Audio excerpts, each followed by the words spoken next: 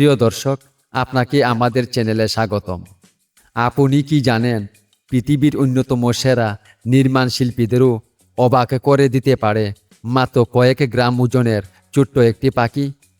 বিশ্বাস করা কঠিন হলেও এই ক্ষুদ্র পাখিটি নিজের ছোট ঠোঁট আর অক্লান্ত পরিশ্রম দিয়ে এমন এক ঝুলন্ত বাসা তৈরি করে, যা দেখতে যেন প্রকৃতির এক অনন্য শিল্পকর্ম।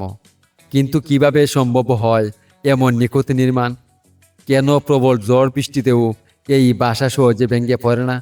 আর যে বাবুই পাখির কলকাকলিতে একসময় মুখর ছিল গ্রাম বাংলার তালগাছ, সেই পাখি আজ কেন প্রায় হারিয়ে যাচ্ছে?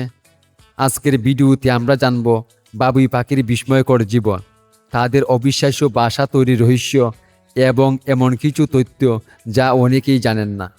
তাই ভিডিওটি একদম শেষ পর্যন্ত দেখুন। শেষে আপনার জন্য রয়েছে একটি চমকপ্রদ তথ্য, যা বাবুই পাখিকে দেখার দৃষ্টিভঙ্গি বদলে দিতে পারে।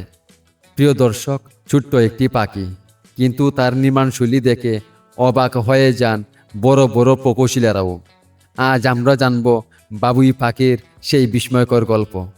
বাবুই পাখি গ্রাম বাংলার পরিচিত একটি ছোট পাখি। দেখতে অনেকটা চড়ুইয়ের মতো হলেও আকারে একটু বড়।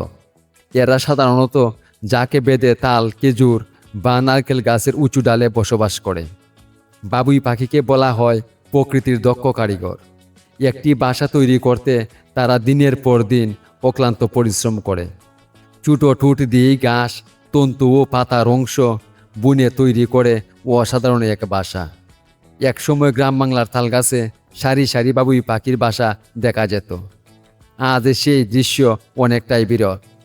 গাছ কমে যাওয়া, পরিবেশের পরিবর্তন এবং শিকারের কারণে বাবুই পাখির সংখ্যা দিন দিন কমে যাচ্ছে।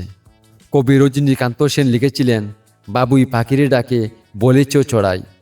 নিজের হাতে গড়া ছোট্ট বাসার প্রতি বাবুই পাখির ভালোবাসার এই বার্তা আজও মানুষকে অনুপ্রাণিত করে।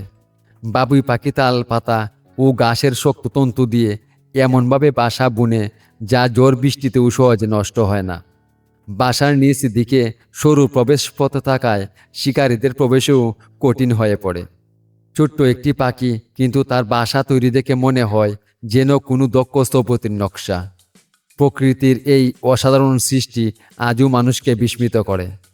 বাবুই পাখি শুধু একটি পাখি নয়, এটি আমাদের প্রকৃতি ও গ্রাম বাংলার ঐতিহ্যের অংশ।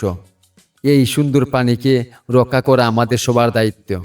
গাছ লাগাই, পরিবেশ বাঁচাই, আর বাবুই পাখি নিরাপদ আবাস নিশ্চিত করি। ভিডিওটি যদি আপনার ভালো লেগে থাকে, তাহলে একটি লাইক দিয়ে আপনার মতামত কমেন্টে জানিয়ে দিন। আর প্রকৃতি, পাখি ও গ্রাম বাংলার এমন আরও অজানা তথ্য ও চমকপ্রদ তথ্য জানতে আমাদের চ্যানেলটি সাবস্ক্রাইব করে পাশে থাকা বেল আইকনটি অন করে রাখুন। আজকের মতো এখানেই বিদায় নিচ্ছি। দেখা হবে পরবর্তী কোনো এক ভিডিওতে। সবাই ভালো থাকুন, সুস্থ থাকুন। সবাইকে ধন্যবাদ।